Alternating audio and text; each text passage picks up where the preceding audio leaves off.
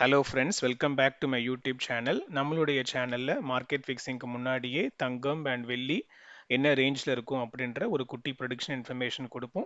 அதன்படியே இன்னைக்கு early morning market ஃபிக்ஸிங்க்கு முன்னாடி கொடுத்த அப்டேட்டில் இன்றைக்கான தங்கம் விலையில் பெரிய அளவில் மாற்றம் இல்லாமல் ஒரு ப்ளஸ் ஆர் மைனஸ் 5 to 45 இருக்கலாம். இல்லை என்றால் பழைய விலைக்கே சந்தைப்படுவதற்கான வாய்ப்புகள் இருக்குன்னு சொல்லியிருந்தேன். அதன்படியே இன்று டிசம்பர் 8 தங்கம் விலையில் மாற்றம் இல்லாமல் பழைய விலையான 12,040க்கே சந்தைப்படுத்தப்பட்டுள்ளது. அண்ட் வெள்ளியின் விலை பழைய விலையான 199 ரூபாய்க்கே இருக்கலாம். இல்லை என்றால் அதிலிருந்து ₹1 முதல் ₹2 வரை குறைவதற்கான வாய்ப்புகள் இருக்குன்னு சொல்லியிருந்தேன். அதன்படியே வெள்ளியின் விலை ₹1 மாத்திரம் குறைந்து 198 per கிராம் என சந்தைப்படுத்தப்பட்டுள்ளது. இதன் மத்தியில் நாளை டிசம்பர் 9 தங்கம் அதிகரிக்குமா குறையுமா என்ன ரேஞ்சில் இருக்கும் அப்படின்ற ப்ரொடிக்ஷன் இன்ஃபர்மேஷன் இப்போ பார்த்துடலாம்.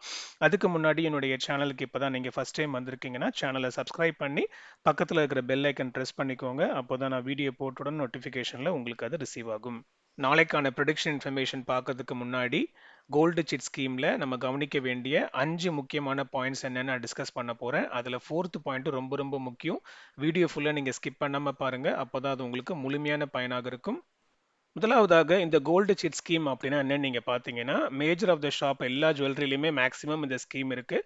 ஸோ நீங்கள் வந்து மாதம் மாதம் ஒரு குறிப்பிட்ட அமௌண்ட் நீங்கள் வந்து பே பண்ணிட்டு வருவீங்க. அந்த ஃபிக்ஸ்ட் அமௌண்ட்டை எவ்ரி மந்த் நீங்கள் பே பண்ணுவீங்க. ஸோ 11 மந்த் கழிச்சு அந்த நீங்கள் பே பண்ண 11 மந்த்துக்கான அந்த அமௌண்ட்டுக்கு நீங்கள் வந்து நகையை வந்து நீங்கள் ரெடீம் பண்ணி எடுத்துப்பீங்க. ஸோ இதுதான் வந்து இந்த கோல்டு சிட் ஸ்கீமு 11 மந்த் ஸ்கீம்னு நம்ம அதை சொல்லுவோம். ஸோ இது நீங்கள் போடுறதுக்கு முன்னாடி இல்லை ஆல்ரெடி நீங்கள் கரண்ட்டில் இந்த மாதிரி ஸ்கீம் நீங்கள் ஜாயின் பண்ணியிருக்கீங்கன்னா இந்த முக்கியமான 5 விஷயத்தை நீங்கள் தெரிஞ்சுக்கோங்க. ஃபஸ்ட்டு வந்து பார்த்தீங்க அப்படின்னா நீங்கள் போடுற அந்த நகை கடைகளில் நீங்கள் கொடுக்குற அமௌண்ட் வந்து அது கிராமாக கன்வெர்ட் ஆகுதான்னு நீங்கள் பார்த்துக்கோங்க. அது ரொம்ப ரொம்ப முக்கியம். ஃபார் எக்ஸாம்பிள் இன்றைக்கு டிசம்பர் 8 தானே, எஸ், இன்னைக்கு டிசம்பர் டேட் 8. ஸோ இன்றைக்கான தங்கத்தின் விலை பார்த்தீங்கன்னா 12,040. ஸோ நீங்கள் வந்து ஒரு ஒரு ₹10,000 ஸ்கீம் நீங்கள் ஜாயின் பண்ணுறீங்கன்னு வச்சுக்கோங்களேன். ஸோ எவ்ரி மந்த் 11 மந்த் நீங்கள் 10,000 நீங்கள் பே பண்ணிட்டு வருவீங்க.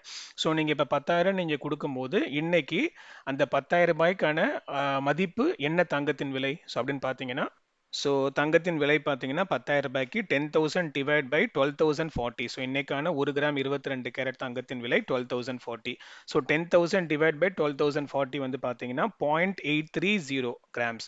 ஸோ நீங்கள் பே பண்ணுற அந்த கடைகளில் உங்களுடைய பணத்திற்கான கிராம் கணக்கில் அவங்க ஆட் பண்ணுறாங்களான்னு நீங்கள் தெரிஞ்சுக்கோங்க. அப்போ தான் அது உங்களுக்கு யூஸ்ஃபுல்லாக இருக்கும். நீங்கள் இல்லாமல் அது வந்து வெறும் அமௌண்ட்டாக மட்டும்தான் வச்சுருக்காங்க அப்படின்னா, ஏன்னா தங்கத்தின் விலை ஒவ்வொரு நாளும் அது சேஞ்ச் ஆகிட்டே இருக்கும். ஸோ நீங்கள் 11 மந்த் நீங்கள் கழிச்சு ரெடீம் பண்ணும்போது ஸோ அந்த கிராம் வந்து கண்டிப்பாக 11 மந்த் கழிச்சு அந்த கிராமோட மதிப்பு அதிகமாக இருக்கும். ஸோ நீங்கள் ஃபஸ்ட்டு பார்க்க வேண்டியது நீங்கள் பே பண்ணுற அந்த சிட் ஸ்கீமை நீங்கள் கொடுக்குற அமௌண்ட் கோல்டாக கன்வெர்ட் ஆகுதான்றதை ஃபஸ்ட்டு நீங்கள் தெரிஞ்சுக்கோங்க. இரண்டாவது அந்த பாயிண்ட் பார்த்தீங்கன்னா, உங்களுடைய டார்கெட்டை நீங்கள் ஃபிக்ஸ் பண்ணிக்கோங்க. ஸோ இப்போ நீங்கள் ஸ்கீம் போடுறதுக்கு முன்னாடி என்ன நீங்கள் வாங்க போகிறீங்க, 11 மந்த் கழிச்சு என்ன பொருள் வாங்க போகிறீங்க, கம்மல் வாங்க போகிறீங்களா, வளையல் வாங்க போகிறீங்களா, நெக்லஸ் வாங்க போகிறீங்களா, செயின் வாங்க போகிறீங்களா அப்படின்றத ஃபிக்ஸ் பண்ணிக்கோங்க. அதுக்கேற்ற மாதிரி நீங்கள் ஸ்கீம் ஜாயின் பண்ணுங்கள். ஸோ ஃபார் எக்ஸாம்பிள் நீங்கள் வந்து ஒரு பெரிய வளையல் நல்லா ஸ்ட்ராங்காக வாங்க போகிறீங்க அப்படின்னா, ஸோ அப்ராக்சிமேட்டாக ஒரு 1 or 2 பவுண்டில் இருந்தால் தான் ஓரளவுக்கு நல்லா உழைக்கிற மாதிரி அந்த வளையல் இருக்கும். ஸோ அப்படின்னா உங்களுடைய அமௌண்ட் வந்து அதுக்கேற்ற மாதிரி நீங்கள் போடணும். ஏன்னு கேட்டிங்கன்னா, இப்போ ஃபார் எக்ஸாம்பிள் நீங்கள் ₹5,000 நான் மந்த்லி போடுறேன் அப்படின்னு நீங்கள் பார்த்தீங்கன்னா, ஸோ 11 மந்த் கழிச்சு 55,000 இருக்கும். ஸோ ஆல்ரெடி இப்போவே வந்து பார்த்தீங்கன்னா 22 கேரட் வந்து ஒரு சவரன் வந்து 1 lakh ஆல்மோஸ்ட் ரீச் ஆகிடுச்சு. ஸோ நீங்கள் ஒருவேளை நீங்கள் வளையல் தான் எடுக்க போகிறீங்க அப்படின்னா இன்னும் 11 மந்த் கழிச்சு இது இன்னும் கூட ரேட் ஏறலாம். அப்போ நீங்கள் பார்த்தீங்கன்னா நீங்கள் ஒரு 4 இல்லை 3 கிராம் அளவுக்கு தான் உங்களால் வந்து சேர்க்க முடியும். அந்த 55க்கான மதிப்பு வந்து அப்படி தான் இருக்கும். ஸோ நீங்கள் மீதிக்கு வந்து பார்த்தீங்கன்னா எக்ஸ்ட்ரா அமௌண்ட் நீங்கள் கோல்டுக்கும் நீங்கள் பே பண்ணுவீங்க.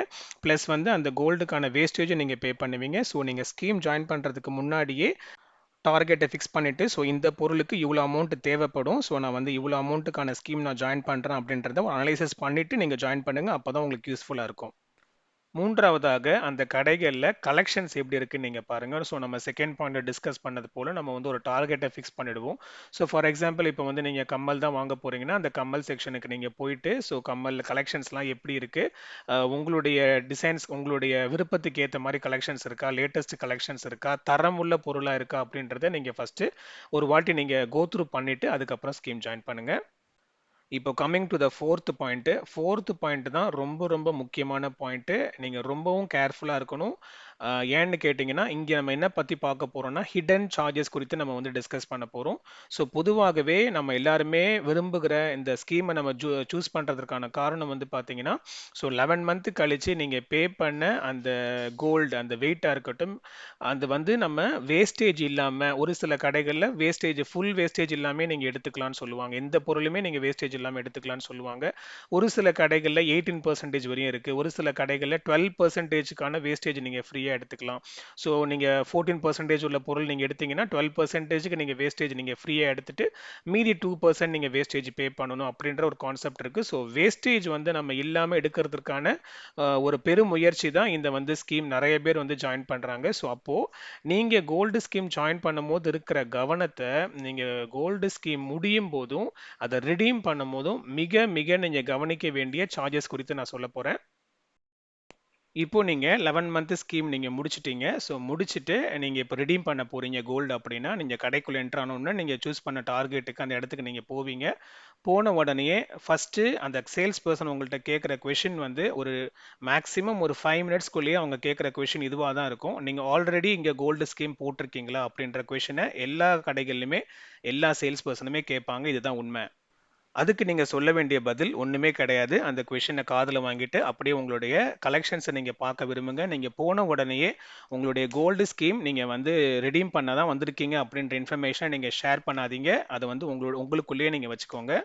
உங்களுடைய கலெக்ஷன்ஸ் எல்லாமே நீங்க டிசைட் பண்ணிட்டீங்க அப்படின்னா, ஃபைனலா நீங்க வந்து செட்டில்மென்ட் பண்ணும்போது, அப்போ நீங்க வந்து அந்த இன்ஃபர்மேஷன நீங்க ரிவீல் பண்ணுங்க. ஏன்னா, ஒரு சில கடைகள்ல அந்த ஜுவல்லரியில அவங்க டேக் வச்சிருப்பாங்க. ஆனா அந்த டேக்ல வேஸ்டேஜ் வந்து மென்ஷன் பண்ணியிருக்க மாட்டாங்க. ஸோ நீங்க வந்து ஆல்ரெடி நீங்க சொல்லிட்டீங்க, இந்த மாரி தான் வந்து நான் ஜுவல் தான் ரிடீம் பண்ண போறேன் அப்படின்னு நீங்க சொல்லிட்டீங்கன்னா, மேக்ஸிமம் பெரிய பெரிய அதிகமா வேஸ்டேஜ் உள்ள பொருட்கள அவங்க வந்து உங்கள்ட்ட காட்டவே மாட்டாங்க. அது வந்து ஹிடனா தான் இருக்கும். ஏன்னா ஒரு சில கடைகள்ல வந்து அந்த மாரி சம்பவங்கள் நடக்குது. எல்லா கடைகள்லயுமே கிடையாது. ஒரு சில கடைகள் அந்த மாரி இருக்கு. 2வது நீங்க ஜுவல்லரி நீங்க ரெடீம் பண்ணும்போது, இந்த இந்த அமௌண்ட் தான் நான் வாங்க போறேன். இப்ப வந்து ஒரு இந்த 11 மந்த் சேர்த்து உங்களுக்கு வந்து ஒரு ஒரு 6 கிராம் இல்ல 8 கிராம் சேர்ந்திருக்குன்னா, இந்த 8 கிராமுக்கான பொருள் மட்டும் தான் நான் வாங்க போறேன். மேக்ஸிமம் அதான் நான் ட்ரை பண்ணுவேன். 99% அதான் ட்ரை பண்ணுவேன். கொஞ்சம் எக்ஸ்ட்ரா வந்துச்சுன்னா நான் பார்த்துக்கலாம் அப்படின்னு நீங்க போங்க. ஆனா நான் வந்து பழைய பொருள நான் குடுத்து எக்ஸ்சேஞ்ச் பண்ண போறேன். அத வந்து நான் குடுத்துட்டு நான் கழிச்சு எடுத்துக்க போறேன். மீதிக்கு நான் வந்து பழைய நகைய நான் குடுத்துட்டு மாத்த போறேன். அந்த மாரி கான்செப்ட் நீங்க பண்ணாதீங்க. ரொம்ப அவசியம், ரொம்ப கல்யாணத்துக்கு இப்ப பண்ணியே ஆகணும். அந்த மாரி ரொம்ப கிரிட்டிக்கலான சிச்சுவேஷன்ல நீங்க பண்ணுங்க. அது இல்லாம ஓல்டு ஜுவல்ஸ நீங்க வந்து எக்ஸ்சேஞ்ச் பண்ணாதீங்க, குடுக்காதீங்க. அது வந்து பிற்காலத்துல நிச்சயமா உங்களுக்கு பயனாக இருக்கும். ஸோ நீங்க அப்படி நீங்க ஃபிக்ஸ் பண்ணும்போது இப்போ 6 கிராம், 8 கிராமுக்கு என்ன பொருள் எடுக்க போறேனோ, அந்த பொருளுக்கு மட்டும் தான் நான் வந்து வேஸ்டேஜ் இல்லாம நான் வாங்க போறேன் அப்படின்றத நீங்க மைண்ட்ல எடுத்துக்கங்க. ஒருவேளை இல்ல நான் கொஞ்சம் தாராளமா எனக்கு கொஞ்சம் கையில அமௌண்ட் இருக்கு. நான் எக்ஸ்ட்ரா கொஞ்சம் கையில இருந்து நான் கேஷ் குடுத்து வாங்குறேன்னா, ஓகே. பழைய கோல்ட நீங்க குடுத்து அது வாங்கணுன்றத நீங்க தவிர்க்கிறது நல்லது. ஏன் சொல்றேன் அப்படின்னு பார்த்தீங்கன்னா, நீங்க எக்ஸ்சேஞ்ச் பண்ண போற கோல்ட ஆல்ரெடி நீங்க வந்து வேஸ்டேஜ், ஜிஎஸ்டிலாம் நீங்க பே பண்ணி தான் நீங்க வாங்கியிருப்பீங்க. ஸோ அப்படி இருக்க பட்சத்தில, இப்ப நீங்க அத குடுக்கும்போது அது எல்லாமே உங்களுக்கு லாஸ் தான். ஸோ நீங்க உடைஞ்சு போயிடுச்சு. இது வந்து இதுக்கு மேல இது யூஸ் பண்ண முடியாது. வேற வழி இல்ல. எனக்கு வந்து இன்னும் கொஞ்சம் கிராம் அதிகமான தங்கம் வாங்க வேண்டிய சூழ்நிலை இம்மீடியட்டா இருக்கு அப்படின்ற பட்சத்தில நீங்க செய்யலாம். இல்லை என்றால் நான் சொன்ன பாயிண்ட் ஒரு வாட்டி நீங்க கன்சிடர் பண்ணிட்டு அதுக்கப்புறம் நீங்க முடிவு பண்ணுங்க. ஓகே. இப்ப நம்ம சார்ஜஸ் செக்ஷனுக்கு வரலாம். ஸோ ரொம்ப கவனமா நீங்க லிசன் பண்ணணும். இங்க தான் வந்து உங்களுக்கு கொஞ்சம் மிஸ் ஆகுறதுக்கான சான்சஸ் இருக்கு. ஸோ ஃபர்ஸ்ட்டு நீங்க பார்த்தீங்க அப்படின்னா, இப்ப நம்மளோட டார்கெட் என்ன? 10 கிராம். நீங்க என்ன பண்ணியிருக்கீங்க? 10 கிராமுக்கு 9 கிராமுக்கு வந்து வளையல் சூஸ் பண்ணியிருக்கீங்க. அந்த வளையலுக்கு வந்து 16% வேஸ்டேஜ். ஸோ நீங்க எடுத்த கடைகள்ல ஒரு வேளை வந்து எந்த பொருளுக்குமே வேஸ்டேஜ் இல்லன்னு சொல்லிட்டாங்கன்னு வச்சுக்கோங்களேன். ஸோ நீங்க என்ன பண்ணிடலாம்? இப்ப 16% நீங்க பே பண்ண வேண்டியது கிடையாது. ஆனா நீங்க பேலன்ஸ் 1 கிராம் இருக்கு. அந்த 1 கிராமுக்கான பொருள் நீங்க எடுக்க வேண்டிய சூழ்நிலை இருக்கு. ஸோ, இப்போ 1 கிராம்னா கரெக்ட்டா 1 கிராம் எடுக்க முடியுமா? அப்படி வந்து நம்ம பொருள் பார்க்க முடியாது. ஸோ, முன்ன பின்ன ஆகும். ஸோ, நீங்க என்ன பண்ணுவீங்க, ஒரு 2 கிராம்ல எடுத்துறலாம்ன்னு சொல்லி நீங்க சர்ச் பண்ணுவீங்க. ஸோ, 2 கிராம்ன்னு நீங்க பார்க்கும்போது 2 கிராமுக்கு வந்து மேக்ஸிமம் வளையல் எடுக்கலாம்.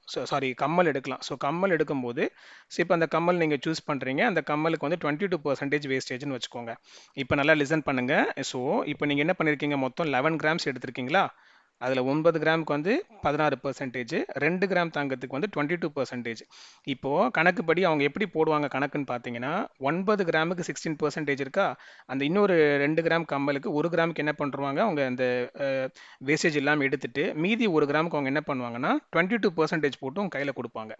இப்ப நீங்க என்ன லிசன் பண்ணணும், நீங்க என்ன அனலைஸ் பண்ணணும்னா, நீங்க என்ன சொல்லணும் கடைக்காரங்கள்ட்ட, நான் என்ன பண்ணிக்கிறேன், எனக்கு மொத்தம் 10 கிராம்ஸ் கணக்கு குடுத்துருக்கீங்கல்ல, ஸோ இந்த 2 கிராம் கம்மல நீங்கள் ஃபஸ்ட்டு எடுத்து கன்சிடர் பண்ணிக்கோங்க. ஸோ 2 கிராம் கம்மலை நீங்கள் கன்சிடர் பண்ணிவிட்டு 9 கிராம் வளையலுக்கு 8 கிராம் நீங்கள் எடுத்துட்டு அந்த 1 கிராம் மீதி எனக்கு வளையலுக்கு உண்டான பெர்சன்டேஜை நான் பே பண்ணிடுறேன்.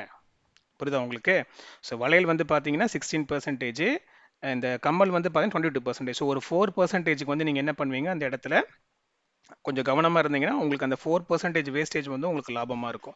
புரியுதா நான் சொல்கிறது? இல்லைனா ஒரு வாட்டி அப்படியே கொஞ்சம் ரிவைண்ட் பண்ணி நான் சொன்னதை திரும்ப ஒரு வாட்டி லிசன் பண்ணுங்க, இல்லை ஒரு பேப்பர் போட்டு எழுதி பாருங்கள், நான் சொல்கிறது உங்களுக்கு புரியும். ஸோ இது வந்து பார்த்தீங்கன்னா மேஜர் ஆஃப் த ஷாப்பில் வந்து சொல்ல மாட்டாங்க. நம்ம தான் நம்மளோட பொருள் வாங்குறோம். ஸோ நம்ம தான் வந்து கவனமாக அனலைஸ் பண்ணிட்டு இதை செய்யணும். உங்களுடைய நல்லதுக்காக நான் சொல்கிறேன். ஸோ ஒரு வாட்டி நீங்கள் பேப்பர் எடுத்துகிட்டு நான் சொன்னதை ரீவைண்ட் பண்ணி நீங்கள் பாருங்கள், உங்களுக்கு அது யூஸ்ஃபுல்லாக இருக்கும். ஸோ இதில் இன்னொன்று என்னென்னா, ஒரு சில பேர் என்ன பண்ணுவாங்கன்னா, ஒரு சில கடைகளில் அப்ராக்சிமேட்டாக நாங்கள் சொல்கிறோன்னு அவங்க இப்போ பில் போடுறதுக்கு முன்னாடி ஒரு ரேட்டு சொல்லுவாங்க. பில் போட்டதுக்கு அப்புறமேட்டுக்கு அது அப்படியே மாறிடும். அதுவும் முக்கியமாக நீங்கள் ஸ்டோன் வச்ச பொருட்கள் எடுக்கிறீங்க அப்படின்னா, ஸ்டோனுக்கு வந்து பார்த்தீங்கன்னா தனி சார்ஜஸ் இருக்கும் இல்லையா? ஸோ அதுவும் வந்து அப்ராக்சிமேட்டாக இல்லாமல் கரெக்டாக சொல்லுங்கள் என்ன ரேட்னு ஃபஸ்ட்டே நீங்கள் கேட்டுக்கங்க. இல்லைனா என்ன பண்ணுவாங்கன்னா, பில்லு போடும்போது அந்த நீங்கள் இந்த வேஸ்டேஜில் நீங்கள் குறைச்சிங்க பார்த்தீங்களா, அந்த 4% அதை என்ன பண்ணிடுவாங்கன்னா, அதில் வந்து உங்களுக்கே தெரியாமல் ஸ்டோனோட சேர்த்து ஆட் பண்ணும்போது அப்ராக்சிமேட்டாக நாங்கள் சொன்னோம் அப்படின்னு சொல்லி அதில் சேர்த்து விட்ருவாங்க. ஸோ நான் அதை தான் சொல்கிறேன், சிட்டு நீங்கள் க்ளோஸ் பண்ணுறதுக்கு நீங்கள் கடைக்கு போங்க. ஆனால் வந்து நீங்கள் ஃபஸ்ட் இன்ஃபார்ம் பண்ணாதீங்க. எல்லாத்தையுமே நீங்கள் சூஸ் பண்ணிவிட்டு கடைசியாக இன்ஃபர்மேஷன்லாம் நீங்கள் அவங்கள்ட்ட வாங்கிட்டு நீங்கள் சிட்டை க்ளோஸ் பண்ணி அமௌண்ட்டை நீங்கள் செட்டில் பண்ணும்போது அப்போது நீங்கள் இன்ஃபர்மேஷனை நீங்கள் ரிலீஸ் பண்ணுங்கள். அப்போ தான் அது உங்களுக்கு சேஃபாக இருக்கும். இது எல்லா கடைகளுமே நடக்குதா அப்படின்னா அப்படி கிடையாது. ஒரு சில கடைகள் அந்த மாதிரி இருக்குது. அவங்க மேக்ஸிமம் வந்து டேக் போடுறது இல்லை. அந்த பொருட்களுக்கு வந்து டேக் இல்லாது அதில் வேஸ்டேஜ் மென்ஷன் பண்ணியிருக்க மாட்டாங்க. ஸோ நம்ம வந்து ஏதோ ஒன்று குருட்டாம்போக்கில் நம்ம வந்து அவசரத்தில் ஒரு நகையை எடுத்துருவோம். நம்ம போட்ட ஸ்கீம் ஒன்று இருக்கும். நம்ம கரெக்டாக பில்லு பார்த்தோம் அப்படின்னா நம்ம நினச்சதை விட எங்கேயோ போய் நிற்கும். ஸோ ஒரு அனலிசிஸ் பண்ணிவிட்டு நீங்கள் பண்ணுங்கள். இதுதான் வந்து முக்கியமான 4th பாயிண்ட். 5th பாயிண்ட் பார்த்தீங்கன்னா, நீங்கள் ஜுவல் ஸ்கீம் போடுற கடை வந்து ட்ரஸ்டடான ஒரு கடையா? ஸோ நீங்கள் மாதம் மாதம் நீங்கள் பே பண்ணுறீங்க, கடையை காலி பண்ணிட்டு கிளம்புற கடை மாதிரி அது இருக்குதா, இல்லை அந்த கடையில் வந்து பொருட்கள் தர எல்லாமே 916 தானா, ஹால்மார்க் இருக்குதா அப்படின்றத நல்லா வெரிஃபை பண்ணுங்கள். அவங்க கொடுக்குற பொருள் வந்து தரமான பொருளாக இருக்குதா, நல்லா பார்வையாக இருக்குதா. ஒரு சில கடைகள்லாம் நம்ம பொருள் வாங்கிட்டு வரும், வாங்கி ஒரு 2-3 நாள் இல்லை ஒரு 2-3 மாதத்துக்குள்ளேயே அது உடஞ்சி போயிடும். ஒரு மாதிரி ஒரு லுக்கே இருக்காது. அந்த மாதிரிலாம் நீங்கள் கொஞ்சம் அனலைசிஸ் பண்ணிவிட்டு அப்படிப்பட்ட ஒரு நல்ல கடைகள் இது எல்லாமே வந்து ட்ரஸ்டடாக இருக்குது, நல்ல குவாலிட்டியாக இருக்குன்னா அந்த மாதிரி நல்ல ட்ரஸ்டடான கடைகளில் நீங்கள் இந்த ஸ்கீம் நீங்கள் ஜாயின் பண்ணுங்கள்.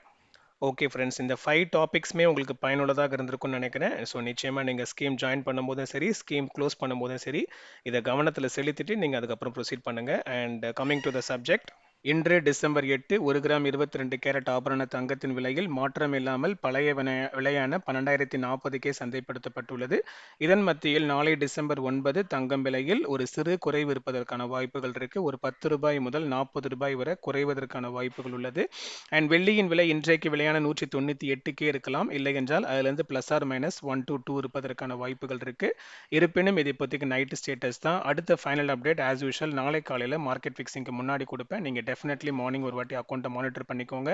அண்ட் அடுத்து முக்கியமான தகவல் பார்த்தீங்கன்னா, டிசம்பர் 9 and 10ல் ஃபெட் ரேட் கட் அனௌன்ஸ்மெண்ட் வரப்போகுது. ஸோ அது உங்களுடைய அனௌன்ஸ்மெண்ட்டுக்காக நம்ம வெயிட் பண்ணிட்டு இருக்கோம். ஸோ ஏன்னா அதை பொறுத்து வந்து கோல்டு வந்து அப் அண்ட் டவுன் வந்து மூவ் ஆகும். ஸோ அவங்களுக்கு வந்து மத்தியானத்தில் பண்ணுவாங்க. ஸோ நம்மளுக்கு வந்து பார்த்தீங்கன்னா மிட் நைட் ஆகிடும். ஸோ நம்மளுக்கு டிசம்பர் 10 தான் நமக்கு தெரிய வரும். ஸோ நம்ம வெயிட் பண்ணி பார்க்கலாம். அவங்க வந்து ரேட்டை வந்து இன்க்ரீஸ் பண்ண போகிறாங்களா, குறைக்க போகிறாங்களா, சேம் வச்சுக்க போகிறாங்களான்னு தெரியல. அதை பொறுத்து கோல்டு வந்து அப் அண்ட் டவுன் மூவ் ஆகும். ஓகே ஃப்ரெண்ட்ஸ், இந்த வீடியோ உங்களுக்கு யூஸ்ஃபுல்லாக இருந்திருக்கும்னு நினைக்கிறேன். அடுத்த கோல்ட் ப்ரெடிக்ஷன் டாபிக் நாளை காலையில் மார்க்கெட் ஃபிக்ஸிங்க்கு முன்னாடி கொடுப்பேன். நீங்கள் டெஃபினெட்லி மார்னிங் ஒரு வாட்டி மானிட்டர் பண்ணிக்கோங்க. ஏன்னா இப்போ நான் சொன்ன ப்ரெடிக்ஷன் இப்போ நைட்டுக்கான ஸ்டேட்டஸ் தான். ஃபைனல் அப்டேட் ஆஸ் யூஷுவல் நாளை காலையில் மார்க்கெட் ஃபிக்ஸிங்க்கு முன்னாடி கொடுப்பேன். நீங்கள் டெஃபினெட்லி மார்னிங் ஒரு வாட்டி சேனலை மானிட்டர் பண்ணிக்கோங்க. அப்போ தான் அது உங்களுக்கு முழுமையான பயனாக இருக்கும். அந்த இன்ஃபர்மேஷன் உங்களை ரீச் ஆகிறதுக்கு இப்பொழுதே மறக்காம என்னோட யூடியூப் சேனல் சப்ஸ்கிரைப் பண்ணி பக்கத்தில் இருக்கிற பெல் ஐக்கன் ப்ரெஸ் பண்ணிக்கோங்க. அதோட டிஸ்கிரிப்ஷனில் என்னுடைய கோல்டு ப்ரெடிக்ஷனுக்கான இன்ஸ்டாகிராம் அக்கௌண்ட் லிங்க் இருக்குது. இன்ஸ்டாகிராம் அக்கௌண்ட்டை லிங்கை செக் பண்ணி இன்ஸ்டாகிராம் அக்கௌண்ட்டையும் ஃபாலோ பண்ணிக்கோங்க. உங்களுடைய ஃபேமிலி, ஃப்ரெண்ட்ஸ், வெல்விஷர்ஸ்க்கு ஷேர் பண்ணுங்கள். அடுத்த வீடியோவில் பார்க்கலாம் மக்களே. நன்றி.